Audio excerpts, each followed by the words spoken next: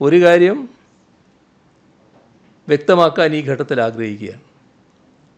Justice Hema committee റിപ്പോർട്ടുമായി ബന്ധപ്പെട്ട് മൊഴി നൽകിയ ഏതെങ്കിലും വനിത പരാതി നൽകാൻ തയ്യാറായി മുന്നോട്ട് വന്നാൽ സർക്കാരിൽ നിന്ന് ഉചിതമായ ഇടപെടലുണ്ടാകും.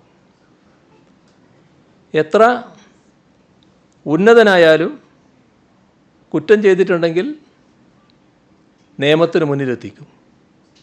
അതിൽ ഒരു തരത്തിലുള്ള സംശയവും ആർക്കും വേണ്ടതില്ല. ഈ പറയുന്ന കുറ്റങ്ങൾക്കുള്ള സാഹചര്യം ഇല്ലാതാക്കലാണ് പ്രധാനം. കുറ്റങ്ങൾ കുറ്റങ്ങളായിട്ട് പരിഗണിക്കാൻ തയ്യാറാകും അതിനുമായിട്ട് ബന്ധപ്പെട്ട പരാതി വന്നാൽ. പക്ഷേ അതേസമയം കുറ്റങ്ങൾക്കുള്ള സാഹചര്യം അവിടെ ഇല്ലാതാവണം, അതിനാവശ്യമായ നടപടികളുണ്ടാവണം, അതിനുള്ള എല്ലാ സൗകര്യങ്ങളും അവിടെ ഒരുക്കണം, ആവശ്യമായ മാറ്റങ്ങളുണ്ടാവണം, അതുമായി ബന്ധപ്പെട്ട നടപടികളിലേക്ക് പോകും. ചലച്ചിത്ര മേഖലയിലെ എല്ലാതരം നിയമവിരുദ്ധ സ്ത്രീവിരുദ്ധ പ്രവണതകളെ ശക്തമായി തന്നെ നേരിടും.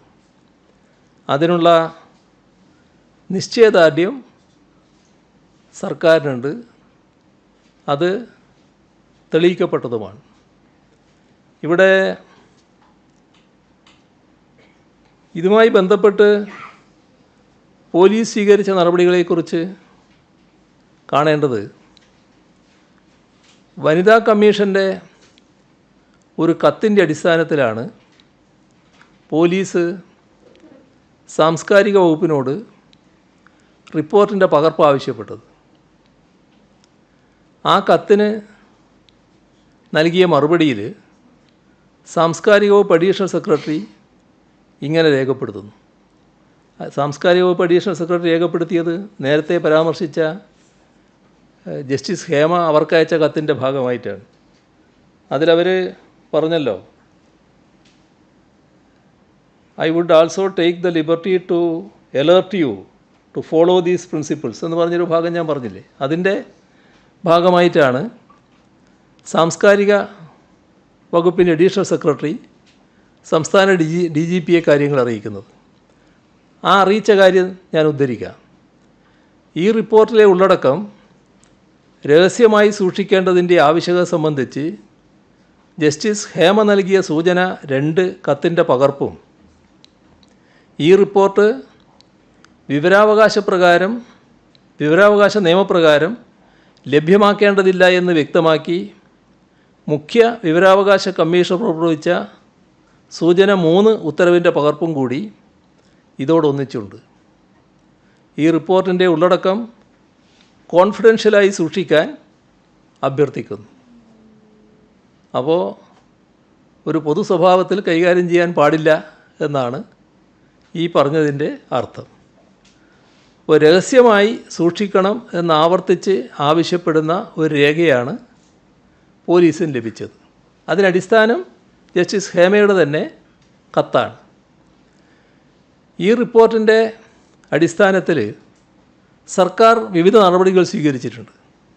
ആ നടപടികളെല്ലാം ഇവിടെ നേരത്തെ പറഞ്ഞു കഴിഞ്ഞിട്ടുണ്ട്.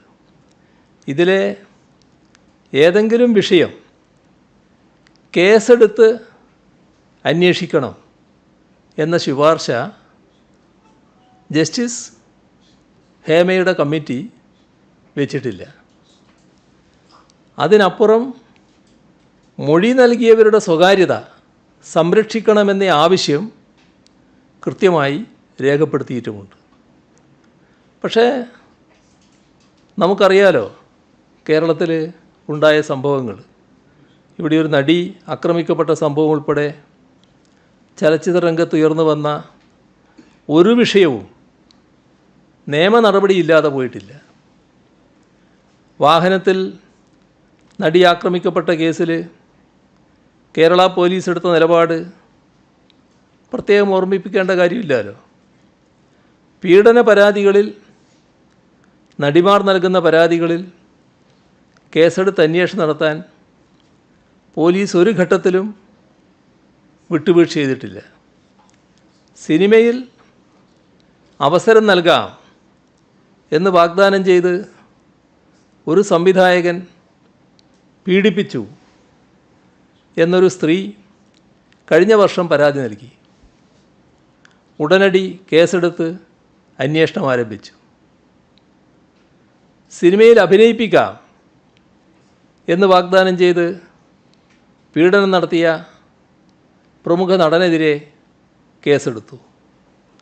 നടിയോട് ലൈംഗിക താൽപ്പര്യത്തോടെ സമ്മർദ്ദം ചെലുത്തിയ മറ്റൊരു നടനെതിരെയും കേസെടുത്തു.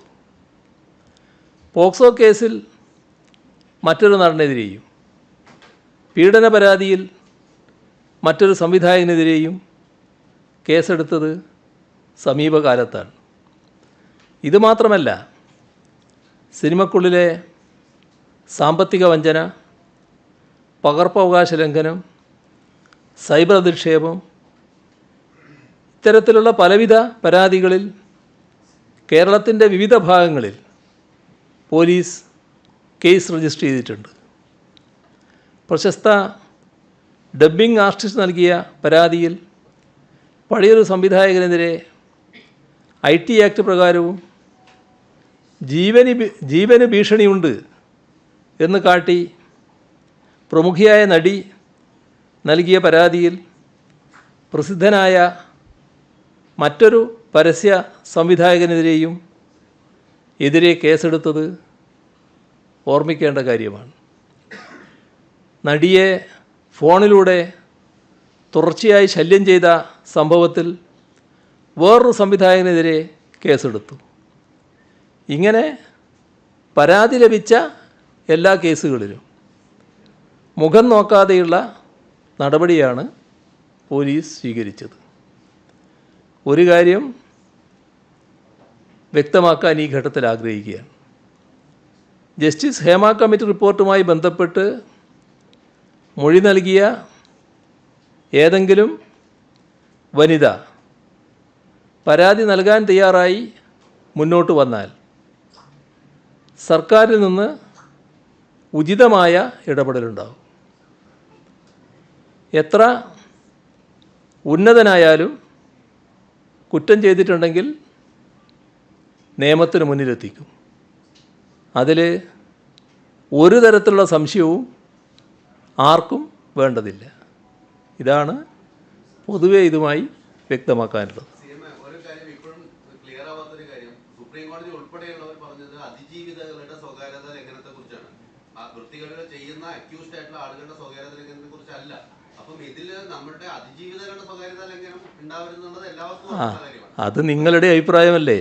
നിങ്ങളുടെ അഭിപ്രായം, ആ അഭിപ്രായം നിങ്ങൾക്കിരിക്കട്ടെ. പക്ഷേ ഇവിടെ ജസ്റ്റിസ് ഹേമ ചൂണ്ടിക്കാണിച്ചൊരു കാര്യം, ഞങ്ങൾ ഇവർക്ക് നൽകിയൊരു ഉറപ്പുണ്ട്.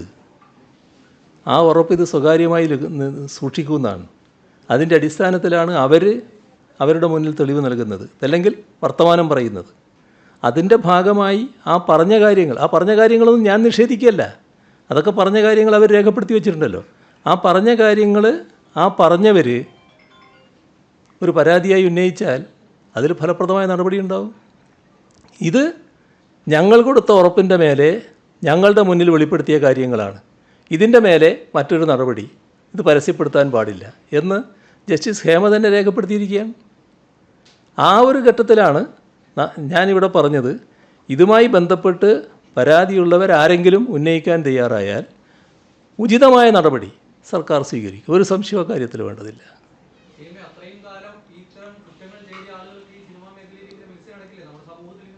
നിങ്ങൾ എന്തിനാണിത് കൊണ്ടുവന്നത്? ഈ കമ്മീഷൻ എന്തിനാണ്? അതിനെക്കുറിച്ച് ആദ്യം നാം മനസ്സിലാക്കണം. ഈ പറയുന്ന കമ്മിറ്റി വന്നത് സിനിമാ മേഖലയിൽ ഉണ്ടാകാൻ പാടില്ലാത്ത ചില അപജയങ്ങളുണ്ട്. ആ അപജയങ്ങൾ പരിഹരിച്ചു പോകണം. അതിനുള്ള തെളിവ്, അതിനുള്ള റിപ്പോർട്ട് വേണം, അതിനുള്ള ശുപാർശകൾ വേണം. അതിനാണ് ഒരു ജസ്റ്റിസിൻ്റെ നേതൃത്വത്തിൽ പ്രസിദ്ധയായ ഒരു സിനിമാ നടി കൂടി ഉൾക്കൊണ്ടുകൊണ്ട്, അതേസമയം ഭരണരംഗത്ത് പരിചയമുള്ള ഒരു IAS ഉദ്യോഗസ്ഥയെ കൂടി ഉൾപ്പെടുത്തിക്കൊണ്ടുള്ള കമ്മിറ്റി സർക്കാർ രൂപീകരിക്കുന്നത്. അപ്പോൾ സിനിമാ മേഖലയെക്കുറിച്ച് മൊത്തത്തിൽ അവർ പഠിക്കുകയാണ്. അതിനകത്തുള്ള അപജയങ്ങൾ അവർ ചൂണ്ടിക്കാണിച്ചിട്ടുണ്ട്. ആ അപജയങ്ങൾ മേലിൽ ആവർത്തിക്കാതിരിക്കണം. സിനിമാ മേഖലയെ ആകെ നമുക്ക് നല്ല രീതിയിൽ കാര്യക്ഷമമായി മുന്നോട്ട് കൊണ്ടുപോകാനാവണം. അപജയമില്ലാത്ത ഒരു മേഖലയാക്കി മാറ്റണം. അവിടെ ആർക്കും ഭയപ്പാടോടെ കഴിയാനിടവരുത്. ഭയപ്പാടോടെ കിടന്നുറങ്ങുന്ന അവസ്ഥ വരരുത്. സ്വൈര്യമായിട്ട് കഴിയാൻ പറ്റണം. ജോലിക്ക് കൃത്യമായി ശമ്പളം കിട്ടണം. മാന്യമായ പെരുമാറ്റം എല്ലാവർക്കും ലഭിക്കണം. ഇതുമായി ബന്ധപ്പെട്ട തുറ നടപടികളാണ് ആവശ്യം. ഒരു പരിഷ്കരണം അത് സിനിമാ രംഗത്ത് ആവശ്യമാണ് എന്നാണ് ഈ റിപ്പോർട്ട് കാണിക്കുന്നത്. ചില കാര്യങ്ങൾ സ്വീകരിച്ചു കഴിഞ്ഞിട്ടുണ്ട്, ബാക്കി കാര്യങ്ങളിൽ സ്വീകരിക്കാനിരിക്കുകയാണ്. അത് സ്വീകരിക്കാൻ തന്നെയാണ് സർക്കാർ ഉദ്ദേശിക്കുന്നത്. ആ തരത്തിലൊരു മാറ്റം നമ്മുടെ സിനിമാ മേഖലയെ ആകെ കൊള്ളരുതാത്തതാണെന്ന് വരുത്താനല്ല. സിനിമാ മേഖലയിലുള്ള എന്തെങ്കിലും കൊള്ളരുതാത്ത കാര്യങ്ങളുണ്ടെങ്കിൽ അതൊഴിവാക്കി അതിൻ്റെ മേന്മ കൂടുതൽ മെച്ചപ്പെട്ട രീതിയിൽ രാജ്യത്തിന് മുന്നിൽ അവതരിപ്പിക്കുക. ഇന്ന് രാജ്യത്തിന് മുന്നിൽ ഇത്തരമൊരു നിലപാട് സ്വീകരിച്ചത് കേരളം മാത്രമേ ഉള്ളൂ. സിനിമ കേരളത്തിൽ മാത്രമല്ല, രാജ്യത്താകെയുണ്ട്. പക്ഷേ നമ്മൾ മാത്രമേ ഇത്തരമൊരു മുൻകൈക്ക് തയ്യാറായിട്ടുള്ളൂ. അത് നമുക്ക് സാധിക്കുന്നതുകൊണ്ടാണ്. അതിൻ്റെ ഭാഗമായിട്ട് തന്നെ എന്തെങ്കിലും അപജയങ്ങളുണ്ടെങ്കിൽ ആ അപജയങ്ങൾ തീർത്തുകൊണ്ട് സിനിമയെ കൂടുതൽ ഔന്നത്യത്തിലേക്ക് ഉയർത്താൻ കഴിയും എന്ന് തന്നെയാണ് പ്രതീക്ഷിക്കുന്നത്.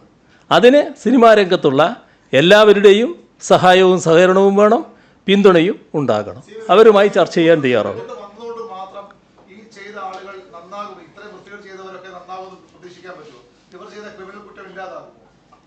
ഈ പറയുന്ന കുറ്റങ്ങൾക്കുള്ള സാഹചര്യം ഇല്ലാതാക്കലാണ് പ്രധാനം. കുറ്റങ്ങൾ കുറ്റങ്ങളായിട്ട് പരിഗണിക്കാൻ തയ്യാറാകും അതിനുമായിട്ട് ബന്ധപ്പെട്ട പരാതി വന്നാൽ. പക്ഷേ അതേസമയം കുറ്റങ്ങൾക്കുള്ള സാഹചര്യം അവിടെ ഇല്ലാതാവണം, അതിനാവശ്യമായ നടപടികളുണ്ടാവണം, അതിനുള്ള എല്ലാ സൗകര്യങ്ങളും അവിടെ ഒരുക്കണം, ആവശ്യമായ മാറ്റങ്ങളുണ്ടാവണം. അതുമായി ബന്ധപ്പെട്ട നടപടികളിലേക്ക് പോകും. ശരി ശരി ശരി ഇത് ഏകദേശമായി. ഈ കാര്യം പറയേണ്ട കാര്യങ്ങൾ ഏകദേശം ബന്ധപ്പെട്ട് കഴിഞ്ഞു. നിങ്ങൾ ഓരോരുത്തരും ആഗ്രഹിക്കുന്ന കാര്യങ്ങൾ ആകെ പറയണമെന്ന് വെച്ചാൽ എനിക്ക് സാധിക്കുന്നതല്ല.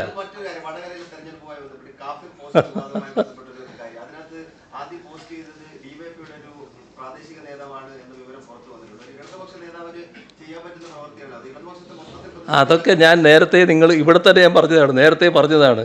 പോലീസ് കൃത്യമായി അന്വേഷിക്കുകയാണ്. ആ അന്വേഷണ റിപ്പോർട്ടിൻ്റെ ഭാഗമായിട്ടുള്ള കാര്യങ്ങളാണ് പുറത്തു വന്നിട്ടുള്ളത്. അതുമായി ബന്ധപ്പെട്ടുള്ള അന്വേഷണം തുടരുകയാണ്. ഒരു സംശയവും വേണ്ട. എന്താണോ യഥാർത്ഥ കാര്യങ്ങൾ അത് പുറത്തു കൊണ്ടുവരും. അതുമാത്രമാണ് എനിക്കതുമായി ബന്ധപ്പെട്ട് പറയാനുള്ളത്.